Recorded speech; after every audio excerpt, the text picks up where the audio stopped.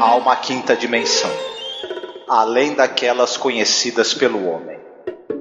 É uma dimensão tão vasta quanto o espaço, e tão desprovida de tempo quanto o infinito. É uma zona intermediária entre a luz e a sombra, entre a ciência e a superstição. E se encontra entre o abismo dos temores do homem e o cume dos seus conhecimentos. É uma dimensão da fantasia, uma região além da imaginação.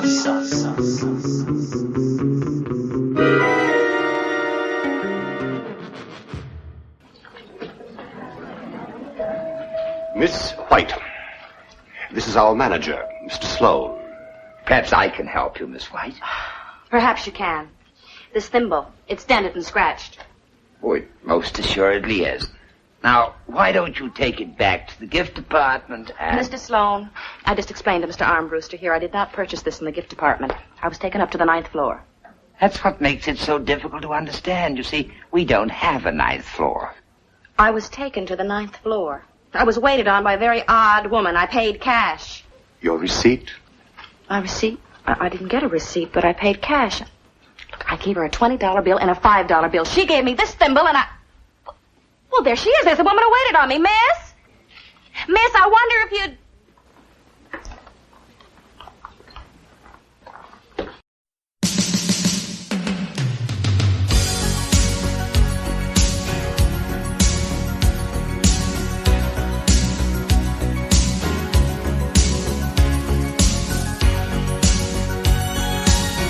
Olá, ouvinte, seja bem-vindo à nossa Zona do Crepúsculo.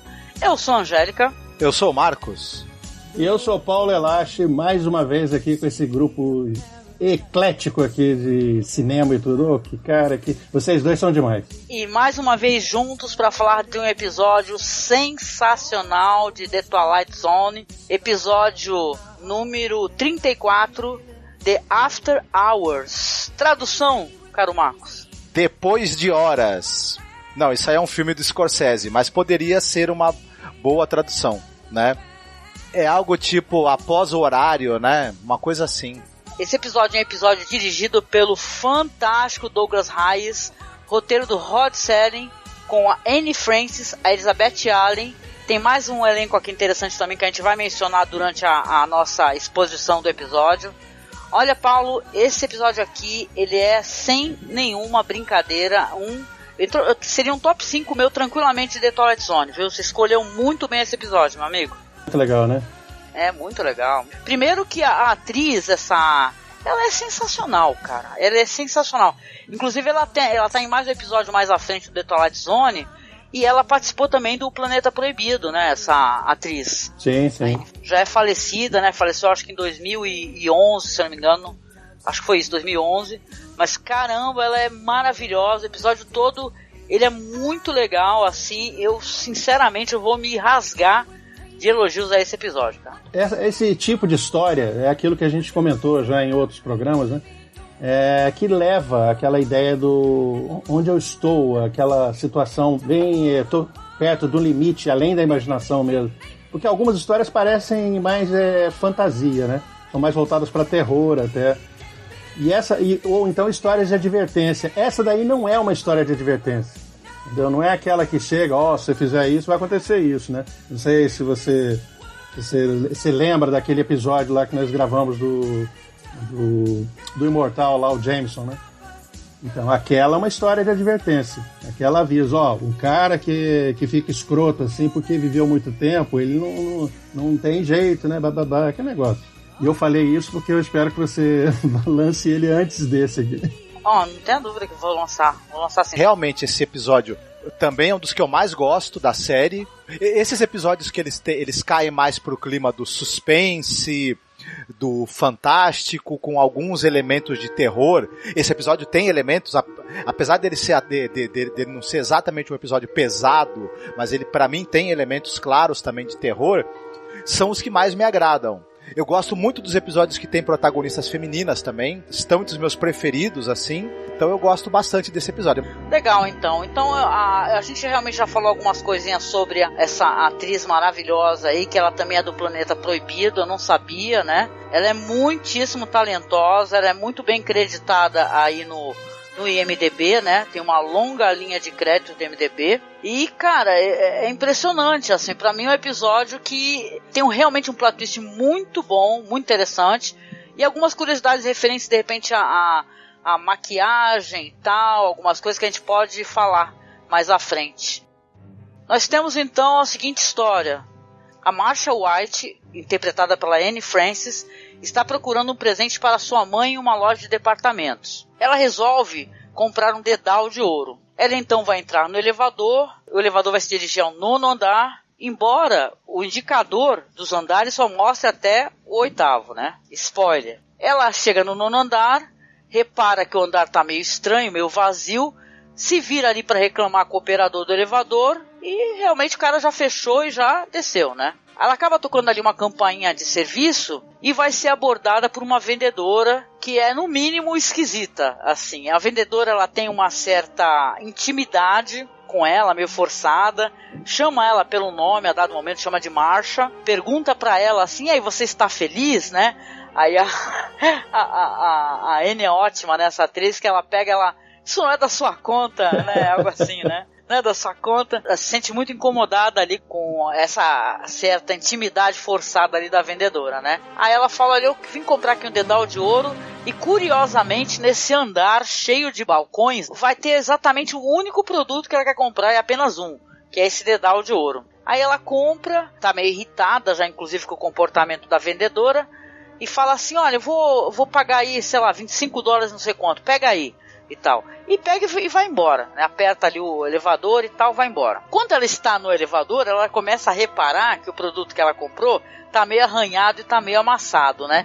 E ela tenta, isso é muito interessante, ficar conversando com esse ascensorista, que é um dos caras mais qualquer coisa do outro mundo, né?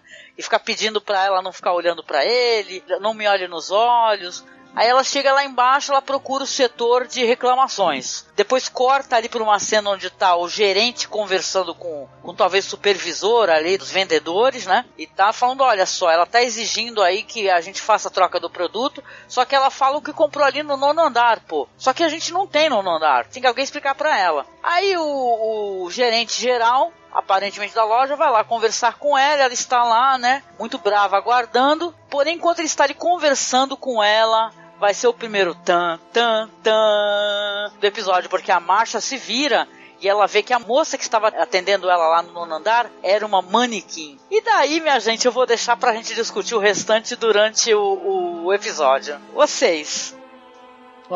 Na hora, não sei se vocês imaginaram, mas nessa hora entra aquele elemento que o Marcos falou há pouco aí.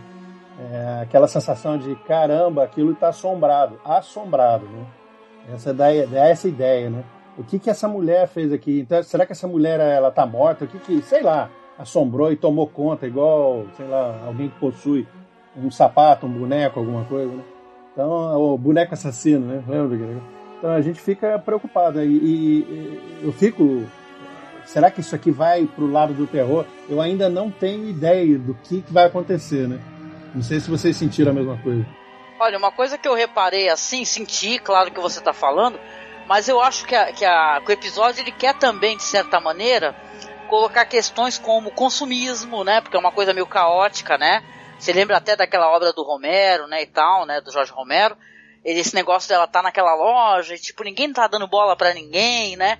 E ela parece, depois isso daí vai ser melhor desenvolvido, uma pessoa até meio superficial e antipática, né? Isso eu acho que é colocado até de maneira proposital, né? Sim. Porque depois essa imagem também dela sendo uma pessoa superficial e antipática também vai se desconstruir mais pra frente, né? Mas eu acho muito interessante ele ter pego essa questão da loja e ela virar logo, né? Logo assim que ela tá conversando com o cara, ela até passa mal. Isso é uma coisa que ficou muito estranho pra mim, porque ela passa mal, aí ela passa mal depois de ver a moça que era uma manequim e a loja está fechando, tá todo mundo fechando ali seus guichês, não sei o que, seus balcões de produtos, e a mulher ficou na loja, cara. quem é que fecha uma loja de departamento com a pessoa? A mulher ficou lá deitada, parece ela dormindo. Você sabe uma coisa que ficou na minha cabeça? Não sei se vocês vão concordar comigo. Porque assim, sem entregar muito do que acontece no episódio do entregar o plot twist, mas assim, pra vocês não parece uma metáfora também dessa coisa do eu sou utilizado durante 11 meses por ano e eu posso viver apenas um mês, que é o mês das minhas férias. É uma coisa interessante isso daí. Durante boa parte do ano eu cumpro uma função para a qual eu sou designado, eu sou utilizado contra a minha vontade, de certa maneira, e aí durante apenas um período do ano eu vou ter uma vida mais plena, podendo fazer o que eu tenho vontade até certo ponto, né? É uma leitura possível, né? Essa daí que você fez é uma leitura muito boa, por sinal, né? Se pensar sobre o aspecto trabalhista, né? Uhum. E até do questão do consumo. E aí, quando eu tô de férias, eu vou tentar consumir o máximo que eu puder para repor essas carências que eu tenho. E quando a coisa estiver começando a ficar boa, o pessoal, opa, hora de voltar. Viu? Acabou a brincadeira. É verdade. Bate mesmo com o que vai caminhando, né? Nesse sentido, né? Eu acho que é interessante a gente citar que, por exemplo, tem um trabalho de maquiagem impressionante nesse episódio, né? Em que você maquiou manequins para eles ficarem com a cara parecida com a dos atores. É um outro tipo de processo de maquiagem. E é de um cara bem fodão, William né? Tuttle. Ele, praticamente todos os episódios da série, principalmente na primeira temporada, que precisaram de trabalho de maquiagem, e você tem, ao longo da série da Além da Imaginação, alguns episódios, como As Máscaras, para citar só esse, mas você tem vários episódios onde o trabalho de maquiagem é absolutamente impressionante. Até a gente já comentou do episódio da vida a longa vida de Walter Jameson, que também tem um trabalho de maquiagem impressionante. E o William Tuttle era o cara que ele supervisionava. Em alguns episódios ele fazia maquiagem, outros ele era supervisor. E se você pegar os filmes de ficção científica, de fantasia dos anos 60 e 70 que precisaram de algum trabalho de maquiagem, tava o William Tuttle lá. Então esse cara, ele é um grande nome, tanto da TV quanto do cinema. O departamento assim de maquiagem é um cara muito, muito interessante de se conhecer o trabalho dele, inclusive fora da série Além da Imaginação. O episódio tem algumas coisas que eu queria destacar, gente, porque são de uma excelência, né? Para começar, a direção do Douglas Reis, né? Que é excepcional para o episódio. O episódio tem, não somente esse, como outros episódios de The Twilight Zone, algumas questões assim que elas vão se mostrando. Tem um momento que ela tá procurando, né, ela tá na loja sozinha, desesperada, né? Quando ela acorda sozinha, ela começa a escutar o nome dela sendo chamada, né? Marcia, Marcia, ô Marcia. E ela vai ficando desesperada. Tem uma hora que ela se encosta numa dessas portas, com esses vidros assim, com umas texturas, né, e tal, no vidro, e a cara dela fica uma imagem assim meio apagada, sabe, meio disforme. Cara, isso é muito interessante se for parar pra pensar depois no desfecho do episódio, sabe? Isso é muito legal, meio despersonalizou ela nesse momento, né? Ela ficou parecendo uma coisa, traços assim que lembram traços humanos. Então isso é muito interessante no episódio, né? Como o diretor faz esse negócio do medo, né? Tem um momento quando ela realmente tem a revelação, não a revelação final, assim, mas quando ela vê o que está acontecendo, o diretor dá um zoom no rosto dela, e cara, ela atua muito bem, essa atriz, ela é maravilhosa, cara. Ficou até pensando nesse episódio, não que ela seja a única coisa assim mais importante, mas ela nesse episódio, ela tá brilhando muito, essa atriz, cara. Adorei ela de paixão. Eu gostei dela desde daquele filme, já é antiga, né? Eu gosto dela há muito tempo, mas aquele filme lá, O Planeta Proibido, né? Realmente ela trabalha muito bem, além de ser bonita, ela trabalha muito bem. O diretor desse episódio é o Douglas Reis, o nome dele, não é isso? Isso. Ele era um cara que ele tinha uma longa carreira como roteirista. Ele foi roteirista de muitos e muitos episódios de várias séries de televisão. E uma coisa engraçada que a Angélica falou, por ele ser roteirista, ele tem um olhar muito interessante para os conceitos que estão ali dentro da história. E ele sabe traduzir isso em metáforas visuais. Ele faz isso ao longo de todo o episódio. Quando você tem um cara que ele é um diretor experiente e ele também é um roteirista muito bom e muito experimentado, aí as coisas acabam funcionando muito bem e o cara vai tentando trazer para metáforas visuais os conceitos. Juntando isso, uma excelente atuação da Anne Francis, então por isso que esse episódio aí ele tá assim no nível de excelência impressionante, né?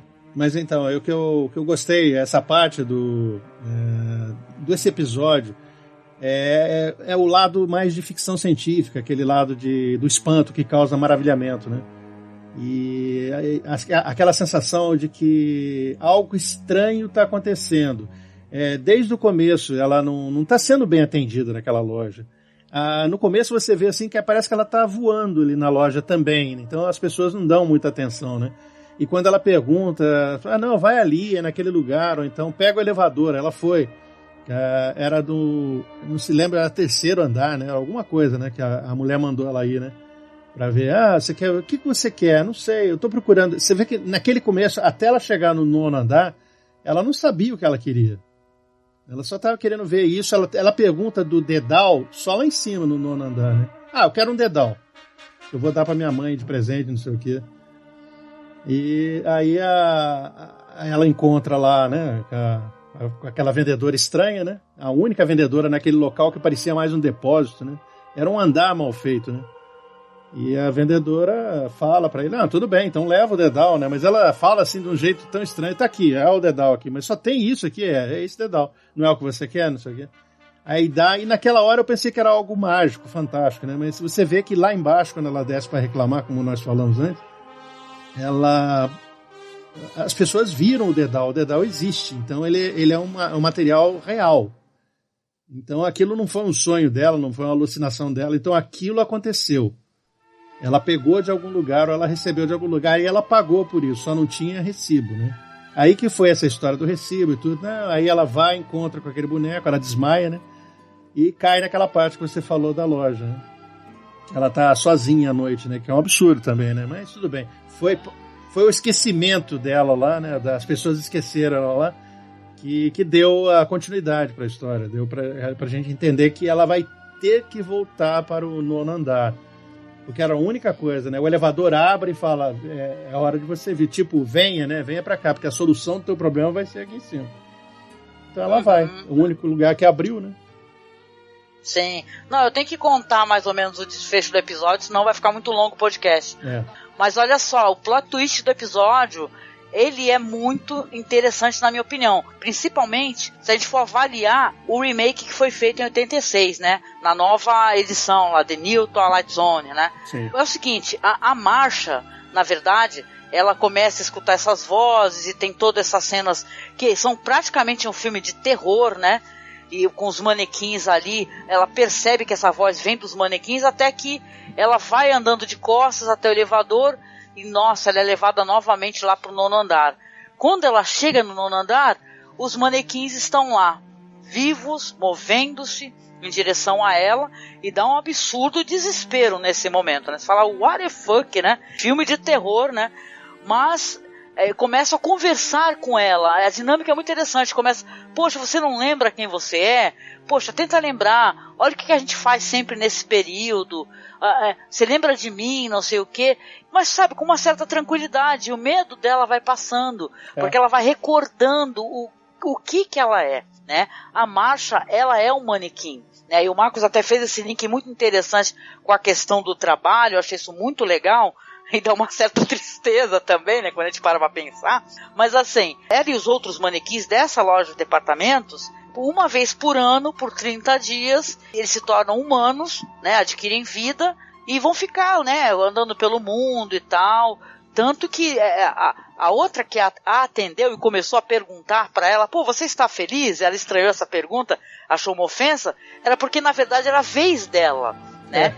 Então ela tava ultrapassando a época dela, já acho que em um dia, né? E tal, e era a vez da outra poder conseguir ficar lá os 30 dias dela sendo uma humana, né? Vivendo nesse mundo de humanos. Cara, isso é muito interessante. Muito, muito legal, né? Porque se você vai analisar o remake eles quiseram colocar outras questões. Já começando que, na minha opinião, estava dando uma olhada, e ele envelheceu muito mal, tem aquelas caras mesmo de... É isso que é engraçado, né? Você vê uma série de 60, antiga pra caramba, que ela é moderna, o jeito como o cara filma é maravilhoso, e depois em 86... a outra versão é uma versão feia, né? Inclusive visualmente, né? Com cara daquelas séries pra TV, saca? Não é HBO que nem hoje em dia. É uma coisa tosca mesmo, assim, dos anos 80, assim, que não tem lá muita imaginação em questão de câmera e tal. Então, e eles fizeram nesse remake, eles também fizeram uma questão de, ela não quer mais se tornar manequim, ela quer permanecer humana e tal. A Marcia não. A Marcia, ela resiste no começo e tal, ela tem esse negócio de não lembrar, e depois ela fala, é verdade, sim. Aí se aproxima aquele outro manequim que tá vestido com uma roupa de alguém que tá indo, sei lá, navegar, né, aquela roupa lá. Tipo marinheiro, vai sair de férias. Isso, né, de gente que tem lancha, normalmente, sei lá, né. Aí eu conversei, aí, você gostou? Foi bom? Aí ela fala, sim, eu gostei, né? E já vai adquirindo já aquela posição de manequim. Cara, esse é um final muito, muito legal, cara, pra ser. É um plot twist muito interessante, e eu sou louca mesmo pra poder, porque tem até novelização disso daí, né? O Rod Serling fez sucesso absurdo com esse episódio aí. Fez muito sucesso. É um final do tipo, você tá querendo entrar em greve, ô Marcia? Porque o resto tá querendo sair de férias aqui também. Eu falei, nossa, é mesmo, não sei o quê. Aí ela cai naquele lance do acabou seu tempo, que o Marcos até falou, né? Acabou seu tempo de trabalho, seu tempo de férias. Volta pra trabalhar, né? Agora, mais um ano pela frente aí, né? Sim. Não, e tem uma outra coisa que o Marcos falou, que pelo que eu tava dando uma olhada por aí, Marcos, é assim, que quando ela se torna manequim, você vai ficar impressionado realmente com a aparência idêntica, né? É claro que tem algum outro manequim que eu acredito que eles tenham, que o cara ele tenha feito ali um trabalho, pintou, né? Mas no caso do manequim dela, foi feito ali uma espécie de é chamado de máscara da morte, né? Quando você aplica, uma né? máscara, assim, um molde. Isso, foi feito um molde e tá idêntico a ela, né? Tem até fotos, aí, se procurar na internet, tem várias fotos do cara com ela e o manequim do lado é muito parecido. Muito mesmo. Eu cheguei a ver um cara fazendo quando a gente estava trabalhando no museu de pesca, e usa-se um produto que é usado para fazer molde de dente, que os protéticos usam, e aí você faz o molde do rosto da pessoa, e aí depois você faz essa espécie de máscara que você pode utilizá-la de N maneiras. A gente vê uma utilização dela muito interessante nesse episódio.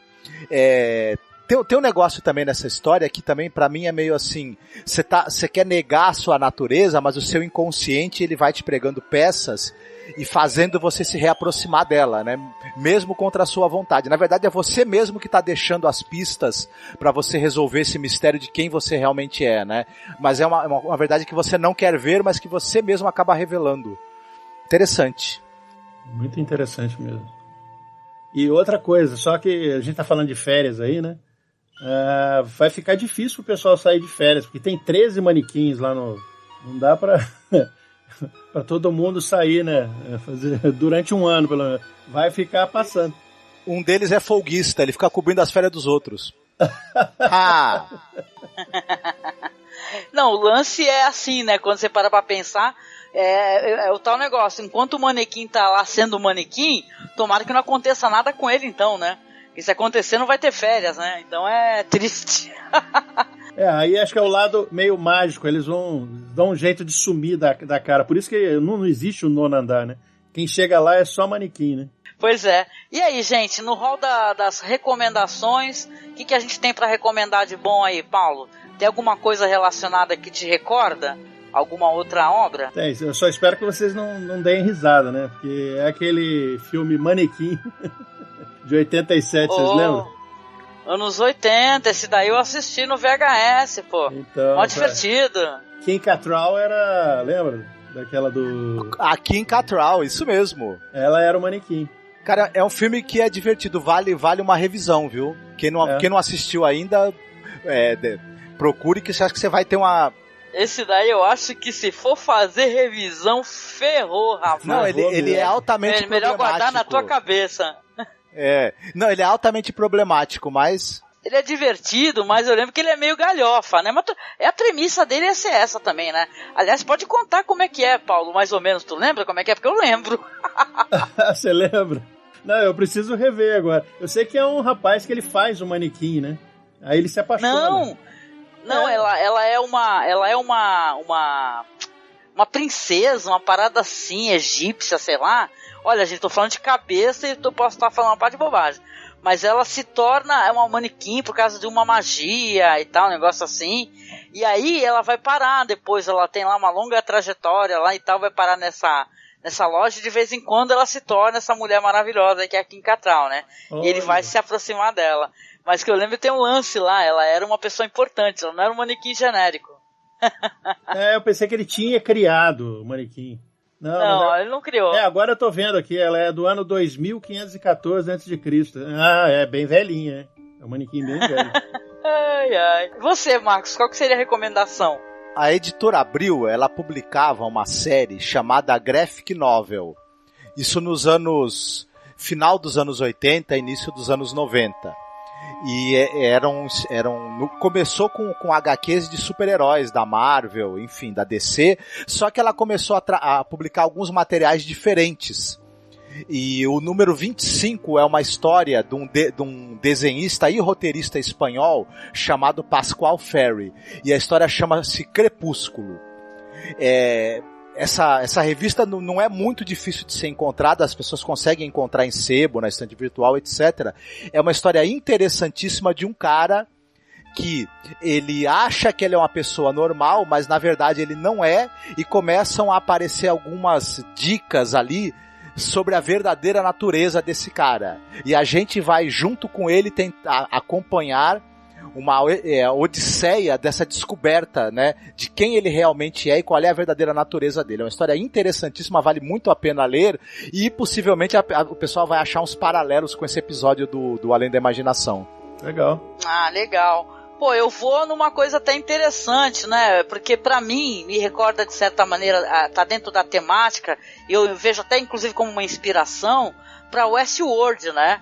O filme do Michael Crichton, né, de 76, e a série também, né, que começou em 2016, que é esse negócio das pessoas pagarem para ir numa espécie de parque, onde elas podem ter locais assim, tipo Velho Oeste, né, e tal. No filme antigo lá do Michael Crichton, tinha um lance que era só o Velho Oeste, né, mas a série já trouxe até outras temáticas, né, o Japão feudal, trouxe depois não sei se a Índia, né, e tal, teve muita temática que o pessoal explorou na série. Eu vejo o Westworld assim como uma coisa bem... esse lance do boneco que tem uma certa consciência, né, e tal, eu acho que vale o link, entendeu? Oh yes. Tá bom. Oh yes. E chegando aqui ao final do nosso podcast, agradecendo ao nosso amigo Paulo Elache por mais essa maravilhosa recomendação, né, já que foi o Paulo que inclusive selecionou esses 2 episódios pra gente gravar. E aí, Paulo, você gostaria de deixar uma mensagem, falar onde que o pessoal encontra o seu projeto? Olha, o meu projeto como eu já falei as outras vezes, ele pode ser encontrado no Leitor Cabuloso, no Cabuloso Cast, em vários programas que nós fizemos, né? Porque o meu site original, o podcast, está congelado, parado, como a marcha. Mas vai voltar à vida, não sei quando. Daqui a 1 ano, 30 dias. 1 ano. 1 ano, por 30 dias vocês terão um programa. Poxa, mas legal. Recomendo, gente, vocês conhecerem o trabalho do Paulo, que é um trabalho interessante de ficção especulativa, né, Paulo? Né? Um trabalho voltado para isso, né? Fantasia, terror, né? Isso, ficção científica também. Ah, muito bom, muito bom.